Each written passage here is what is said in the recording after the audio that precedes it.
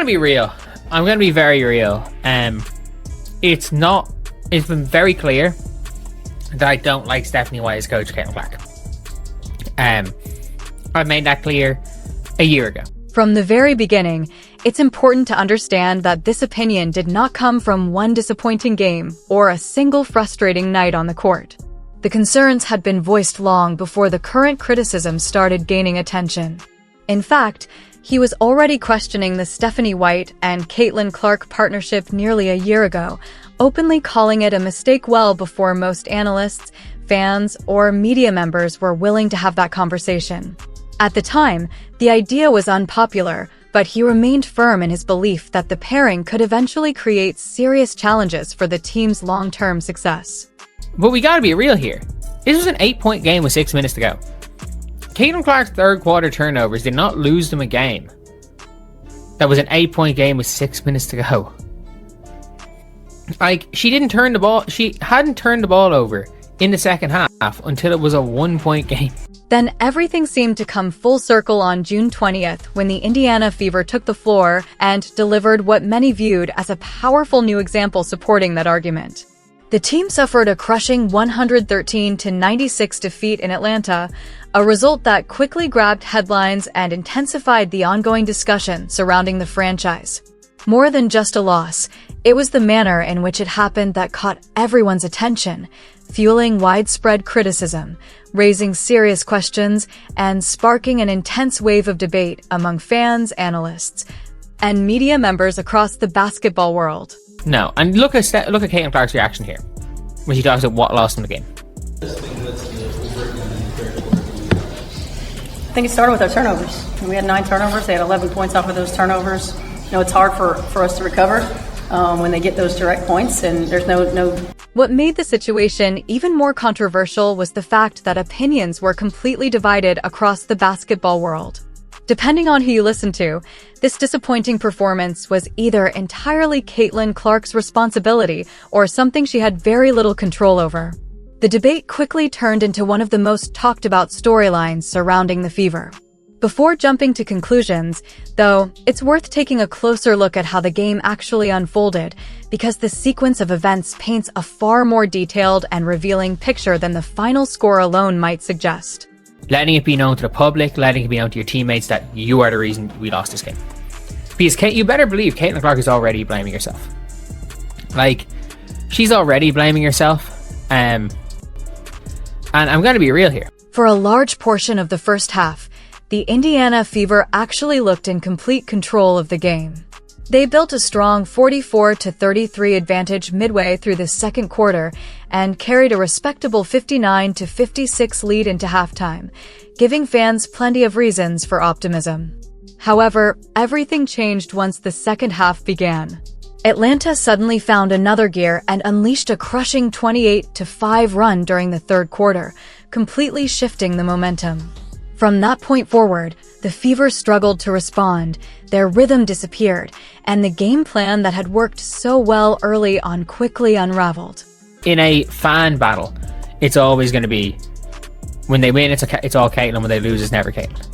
But the problem is, with the media, it's the opposite. When they win, it's all Kelsey Mitchell, and when they lose, it's all Caitlin.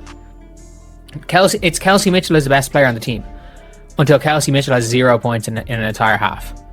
And they lose that half. They completely. As the game continued to spiral out of control, the Fever eventually found themselves staring at a daunting 22-point deficit before settling for a frustrating 17-point defeat.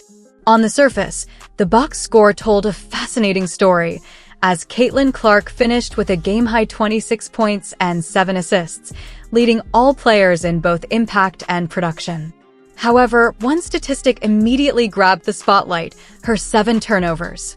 Given the constant attention surrounding her every performance, much of the conversation quickly shifted away from her scoring output and focused almost entirely on those mistakes, fueling criticism and dominating the post-game narrative across the basketball world. In that first half, the fact is that the Indiana Fever were pathetic on defense in the first half. And if the Indiana Fever had played any sort of decent defense, they go into the second half up 18 points, and this game is different. Like, even if they concede 40, What stood out immediately after the final buzzer was the team's head coach stepping in front of the media and directing attention straight toward the turnover problem. To be fair, the concern was completely understandable given what had just unfolded on the court. The numbers were impossible to overlook, as Indiana's offense committed a staggering 10 turnovers during the third quarter alone, a stretch that completely changed the direction of the game. Unfortunately for Caitlin Clark, she was responsible for 5 of those costly mistakes, meaning she accounted for half of the giveaways that helped Atlanta seize control and never look back. We were standing to start the fourth quarter when it was in crunch time, and you put on Ty Harris with 7 minutes to go for Kelsey Mitchell. You pulled Kelsey. It's an 8-point game with 7 minutes to go, and you pull Kelsey Mitchell. Like, I've never heard Stephanie White say, "I made a wrong decision." What deserves recognition, though, is the way Clark handled the criticism afterward. Rather than avoiding tough questions or making excuses, she faced the media head-on and openly acknowledged that the team has to do a much better job protecting the basketball. More importantly, she made it clear that the responsibility starts with her. It was a mature response from a player under intense scrutiny and constant pressure. By the end of the night, both the head coach and the team's biggest star had publicly identified turnovers as a major issue, but that is where the conversation starts to become far more interesting and complicated. Stephanie White has not criticized her system once. She's not criticized her coaching decisions once. And every coach I know, especially a coach that is reactionary who constantly changes their game plans, every single coach has said, "Look, I got the game plan wrong," at least once in their career. "I messed up the game plan." What has people talking so intensely isn't the fact that turnovers occurred in the first place. Every basketball team commits turnovers, and they are simply part of the game. The real controversy centers on how those mistakes are discussed afterward and what message is being sent publicly. Critics argue that the issue isn't just about what happened on the court, but about what a coach chooses to emphasize when speaking to the media. In their view, the spotlight placed on certain mistakes while other important factors receive little or no attention is what has fueled such a strong reaction and sparked widespread debate. They like each other as people. There is no worse fit as far as coaches and player is concerned than Stephanie White and Caitlin Clark. And it's this weird thing in the WNBA because they don't dislike each other as people, that therefore they have to continue to play with each other. No, it's like Mike D'Antoni coaching Kobe Bryant. It just didn't work. Mike D'Antoni was an unbelievable coach. Kobe Bryant was one of the greatest of all time. It didn't work. It just didn't work. Pay close attention, because this is where the story really takes shape. Anyone who has played competitive team sports can immediately recognize what is happening. When a head coach faces the media and highlights turnovers while avoiding any discussion of her offensive system, rotation decisions, or a defense that failed to stop anyone, people quickly connect the dots. They hear 9 turnovers, see the 11 points, and a narrative forms almost instantly around Caitlin Clark. The point isn't that Stephanie White lied to reporters or fans. The issue is that she allowed a negative storyline to settle on her franchise player without making any effort to redirect it. What makes this even more significant is that it wasn't an isolated incident. Just 1 week earlier, during a frustrating loss to the expansion Portland Fire, White surprisingly pulled Clark, Aaliyah Boston, and Lexi Hull with more than 6 minutes left in the first quarter, despite Indiana leading 8-2. The game immediately swung in Portland's favor as the Fever lost all momentum and never recovered. An emotional sideline exchange between Clark and White quickly spread across social media, creating so much attention that the organization reportedly held a mandatory meeting the following Monday. But here's where the conversation gets even more interesting. A sharp observation was made about how this team is covered. In online fan debates, every victory is credited to Clark, while losses rarely stick to her. Yet much of the mainstream coverage often pushes the opposite narrative. Take Kelsey Mitchell as an example. Analysts frequently describe her as the true engine of Indiana's offense, and to be fair, she has earned that respect. She is an established star, a prolific scorer, and only weeks earlier she dropped 25 points against this same Atlanta team. Let's be honest about what actually happened on Saturday. While much of the attention centered on Caitlin Clark, Kelsey Mitchell quietly endured a difficult night of her own, shooting just 5 for 13, and finishing with a relatively quiet 16 points. She was also frustrated enough to pick up an unnecessary technical foul alongside Sophie Cunningham. Yet when Mitchell disappears for long stretches of an important game, the headlines rarely focus on her struggles. Instead, the conversation almost always shifts back to Clark's turnovers. It's the same team, the same loss, and the same result, but the level of public scrutiny changes dramatically depending on whose name is being discussed. That reality sits at the heart of this entire debate because it is the one topic many commentators seem unwilling to address. And if we move beyond that disastrous third quarter for a moment, an even bigger issue becomes impossible to ignore. Indiana's defense was completely overwhelmed all night long. The Atlanta Dream didn't just win, they set a new franchise record for points scored in a single game. Rhyne Howard led the charge with 24 points, Alisha Gray added an efficient 22, and Angel Reese delivered 18 points and 8 rebounds, while becoming the fastest player in WNBA history to reach 1,000 career rebounds, doing so in only her 79th game. This also came just days after Indiana had already lost another high-scoring battle to Atlanta, 108-101. The bottom line is simple. Teams do not give up 113 points and then 108 points to the same opponent within a week because of a handful of bad passes from one player. Those results point to much deeper problems that extend far beyond a single quarter or a single stat line. The reality is far less complicated than many people want to admit. Teams do not allow those kinds of massive scoring totals unless they consistently fail to get stops when the game demands them most.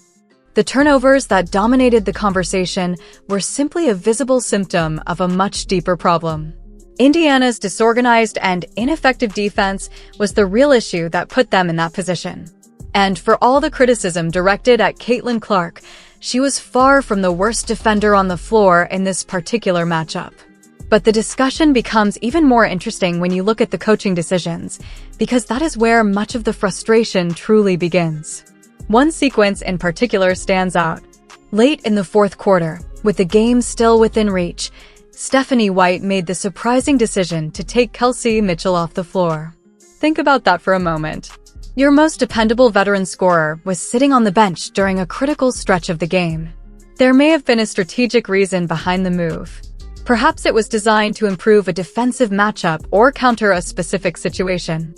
But regardless of the explanation, it was a decision that immediately caught the attention of anyone watching. What makes it even more noteworthy is that it fits a pattern seen throughout the season. White has repeatedly shown a preference for increasing the team's pace by giving Raven Johnson more responsibility at point guard.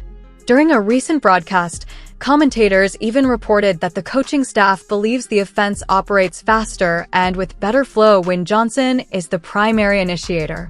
Whether that assessment is correct or not, it continues to influence some of the most important decisions being made during crucial moments of games.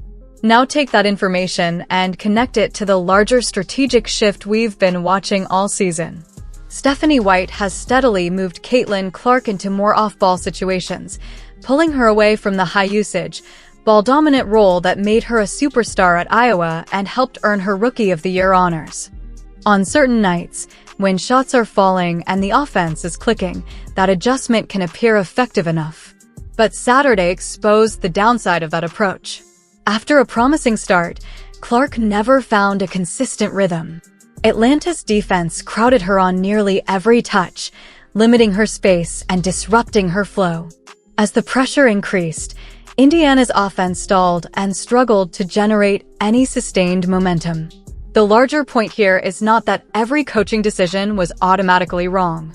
It's that throughout these difficult losses and controversial adjustments, there has been very little public acknowledgement of mistakes from the coaching staff. That issue of accountability has become a major talking point surrounding the team. In professional sports, even the best coaches eventually step in front of the media and accept responsibility when a game plan fails. Yet critics argue that this has rarely happened during Indiana's toughest moments this season. When the questionable substitutions against Portland backfired, the explanation centered on routine rotations and workload management for Aaliyah Boston. When the heated sideline exchange between White and Clark became a viral story, the focus quickly shifted toward defending the coaching approach rather than reflecting on the incident itself. White framed it as the normal challenge of coaching a star player and suggested that similar interactions in men's sports rarely receive the same level of scrutiny. Whether fans agree with that perspective or not, the broader concern remains unchanged. Many believe the organization is still searching for clear accountability while trying to solve the issues that continue to surface on the court. Before this discussion goes any further, it's important to step back and look at the full picture. Stephanie White is not an incompetent coach, and any fair evaluation has to acknowledge that. She is a proven leader whose teams have reached the league semifinals in 3 straight seasons, guided Indiana to the finals in 2015, and currently holds the title of Commissioner's Cup champion. Her track record speaks for itself. In fact, just 2 weeks before this highly criticized loss, the Fever delivered one of their best defensive performances of the season, holding the same Atlanta Dream team to its lowest scoring output and securing a comfortable double-digit win. That alone should put to rest the conspiracy theories circulating online that White is somehow intentionally working against Caitlin Clark. There is simply no credible evidence supporting that claim, and analysts who have carefully reviewed the games have repeatedly dismissed it. The real debate has never been about basketball knowledge or coaching ability. Instead, it centers on whether strong coaching credentials alone are enough when a team is operating under the most intense spotlight this league has ever experienced. That is where the conversation becomes far more complicated. Success on the court matters, but so does accountability, especially when every decision is dissected by fans, media members, and critics in real time. Strip away the rumors and emotional reactions, and that is the question sitting at the center of everything. More importantly, it sets up what may be the most thoughtful and revealing comparison made during the entire discussion. Consider a lesson from NBA history. Mike D'Antoni was widely regarded as one of the most innovative offensive minds the game has ever seen, while Kobe Bryant was one of the greatest and most competitive players in basketball history.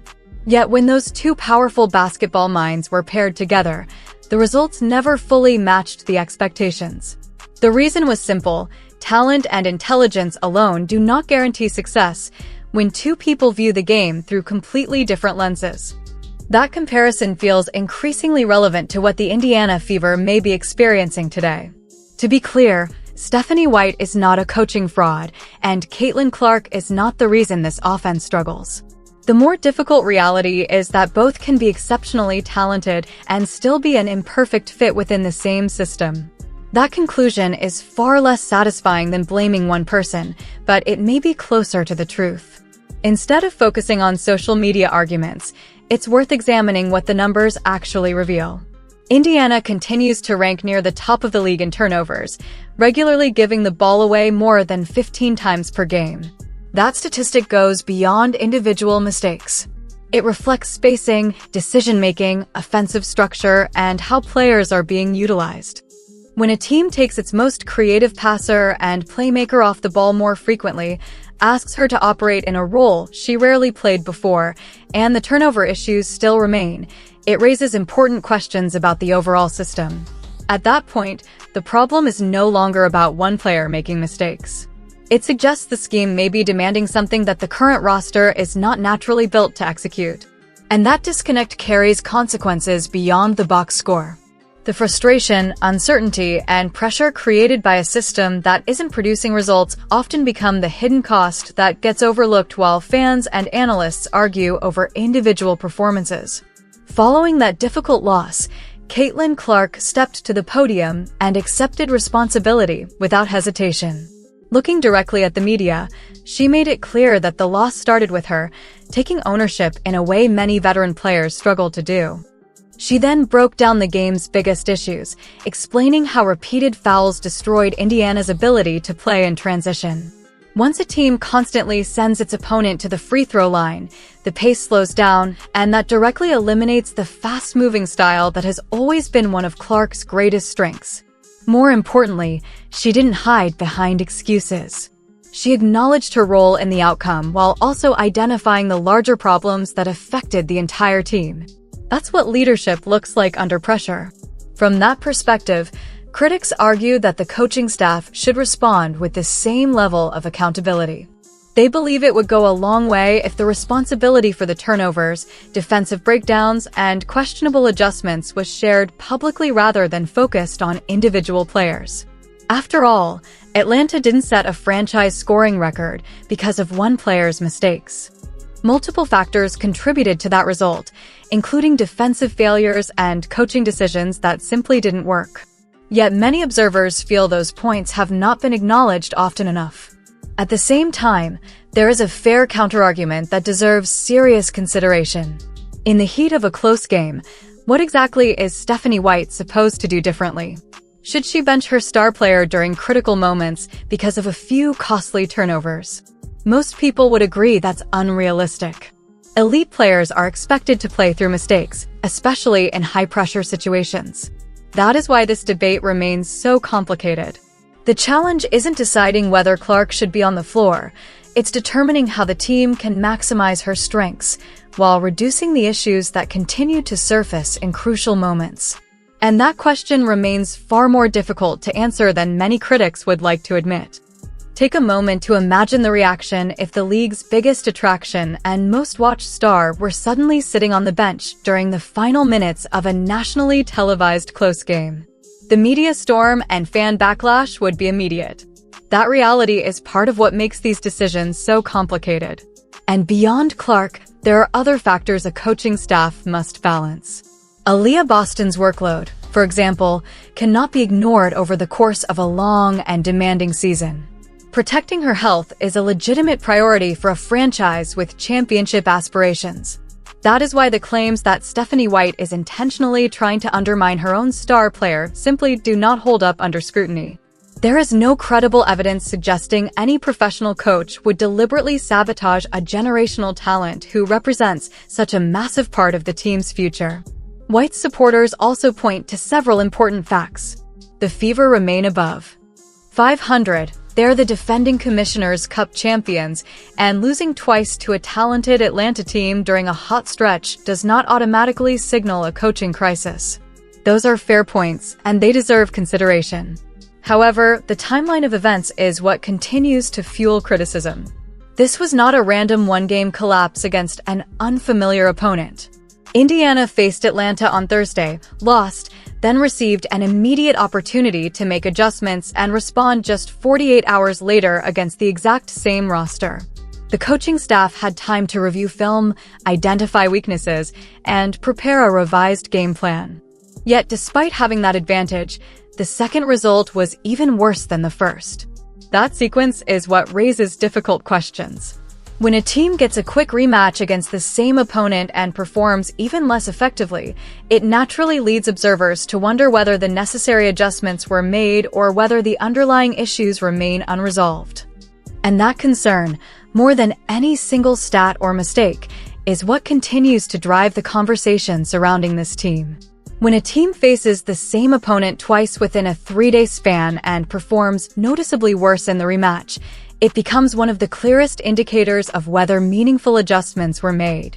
In this case, the scoreboard delivered a harsh verdict.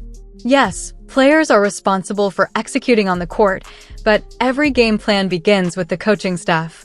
Someone has to identify the problems, create solutions, and put the team in the best position to succeed. That is why the debate surrounding Indiana continues to grow. Despite the many defenses offered by analysts and supporters, the central tension around this team has not disappeared. In fact, that unresolved friction may be what makes this one of the most compelling storylines in basketball today. The reality is that the WNBA has never operated under a spotlight quite like the one Caitlin Clark has brought to the league. Every game, every decision, and every interaction is examined at a level rarely seen before. The evidence is impossible to ignore. More than 17,000 fans packed the arena for Saturday's game, creating an atmosphere far larger than a typical regular season matchup. In this new environment, cameras capture everything, every emotional timeout, every frustrated reaction, and every visible exchange on the sideline. That level of attention changes the rules for everyone involved.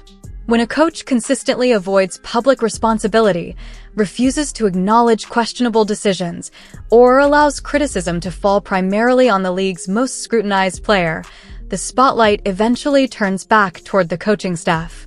Fair or not, that's how modern sports operate. The same attention driving unprecedented interest and growth for the league also creates greater accountability.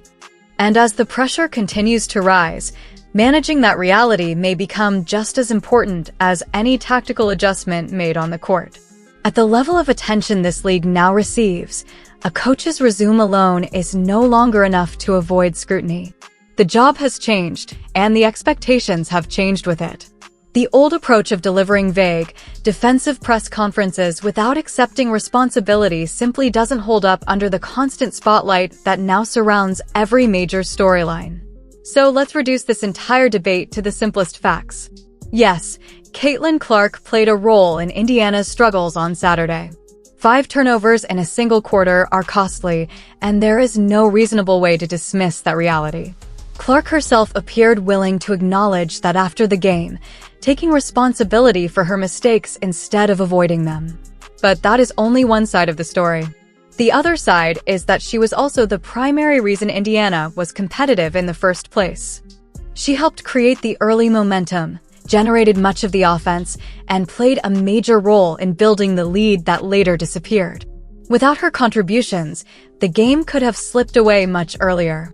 That is why placing the entire loss on one player makes little sense. Basketball games are rarely decided by a single mistake or a single individual. They are shaped by a combination of execution, coaching decisions, defensive performance, and collective team play. Blaming Clark alone ignores those larger factors. A more accurate comparison would be blaming a goalkeeper for a lopsided defeat while overlooking the defensive breakdowns happening all around them. The turnovers mattered, but they were only one piece of a much larger problem. And until that broader picture is acknowledged, the conversation will continue to miss the real issues that contributed to the outcome. What unfolded in that second half was far bigger than one player's mistakes. It was a complete team breakdown, a defensive collapse, and, according to many critics, a coaching failure as well. Yet despite all 3 factors playing a role, the spotlight continues to fall disproportionately on a single player. And that brings this entire discussion back to the one question that truly matters for the future of the Indiana Fever. If you believe Stephanie White is the right coach to maximize Caitlin Clark's extraordinary talent, then what exactly does that path look like? What specific adjustments need to be made? What offensive system best utilizes Clark's strengths while elevating the rest of the roster? And what version of this team finally unlocks its full potential? On the other hand, if you believe this situation resembles other examples in sports history where 2 highly talented basketball minds simply were not the ideal fit, then that possibility also deserves an honest conversation. Because sooner or later, the organization may be forced to answer that very question. The reality is that professional sports rarely allow teams to stay in the middle forever. Eventually, either the partnership works or it doesn't. That's why this debate remains so compelling. Everyone seems to agree that there is immense talent within the organization, but opinions differ sharply on how that talent should be utilized. Now I want to hear your perspective. Where do you stand on this issue? Do you believe the current system can be adjusted and succeed, or do you think more significant changes are needed? Drop your thoughts in the comments, because this is one of those discussions that divides fans right down the middle. If you've enjoyed this breakdown and followed the debate all the way through, don't forget to like the video and subscribe to the channel. We're pushing toward the next major subscriber milestone, and every bit of support helps. Thanks for watching, and I'll see you in the next breakdown.